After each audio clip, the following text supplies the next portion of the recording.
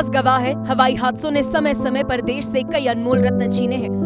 संजय गांधी से लेकर जनरल बिपिन रावत तक आसमान की ऊंचाइयों में देश ने अपने कई नायकों को खोया है। आज उसी काली सूची में महाराष्ट्र की राजनीति का एक और चमकता सितारा शामिल हो गया। महाराष्ट्र के उप मुख्यमंत्री और एनसीपी प्रमुख अजीत पवार का एक दर्दनाक विमान हादसे में निधन हो गया, जिसने न केवल महाराष्ट्र बल्कि पूरे देश को गहरे शोक में डुबो दिया।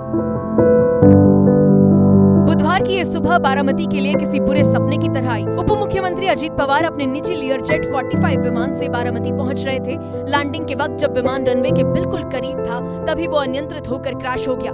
देखते ही देखते विमान आग के गोले में तब्दील हो गया। चश्मदीदों के मुताबिक धमाका इतना जोरदार था कि किसी को संभलने का मौका तक नहीं मिला और विमान में सवार सभी 5 लोगों की मौके पर ही मौत हो गई।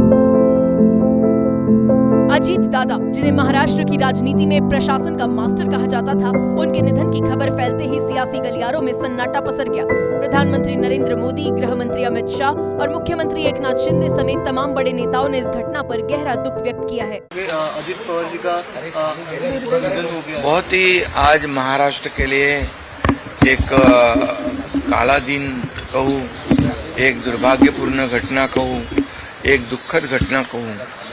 ऐसी घटना जो हर एक के एक दिल को दुखाने वाली घटना आज महाराष्ट्र में घटी है। हमारे सहयोगी अजीत दादा पवार जी का प्लेन एक्सीडेंट में दुर्दैवी मृत्यु हुई है। ये हमारे लिए बहुत ही बेहद दुखद है और महाराष्ट्र के लिए भी दुखद है, उनके परिवार के लिए तो बहुत ही दुखद है। उत्तर प्रदेश के उप मुख्यमंत्री केशव प्रसाद मौर्य ने कहा, इस प्रकार से कोई घटना दुर्घटना हो जाएगी ऐसी कोई कल्पना भी नहीं कर सकता, लेकिन चुनाव प्रचार के लिए वह बारामती क्षेत्र में गए थे और बता रहे हैं कि लैंडिंग के समय विमान दुर्घटनाग्रस्त हो गया। वह और उनके साथ जितने भी लोग विमान में सवार थे, उनका दुखद निधन हुआ है। मैं अजीत पवार जी और जो भी उस दुर्घटना में मारे गए उनको अपनी विनम्र श्रद्धांजलि अर्पित करता हूं और भगवान से बारंबार प्रार्थना करता हूं कि उन्हें अपने चरणों में स्थान दें। उनके परिजनों को, महाराष्ट्र की जनता को यह दुख सहने की सामर्थ्य प्रदान करें। हादसा कैसे हुआ? क्या ये खराब मौसम की वजह से था या फिर कोई तकनीकी खराबी?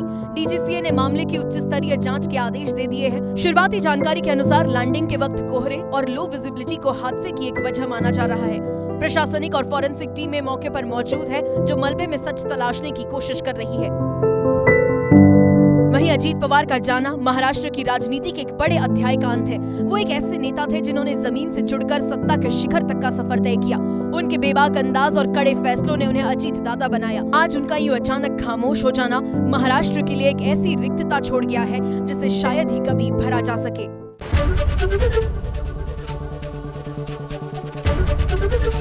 एबीपी गंगा, खबर आपकी, जुबान आपकी।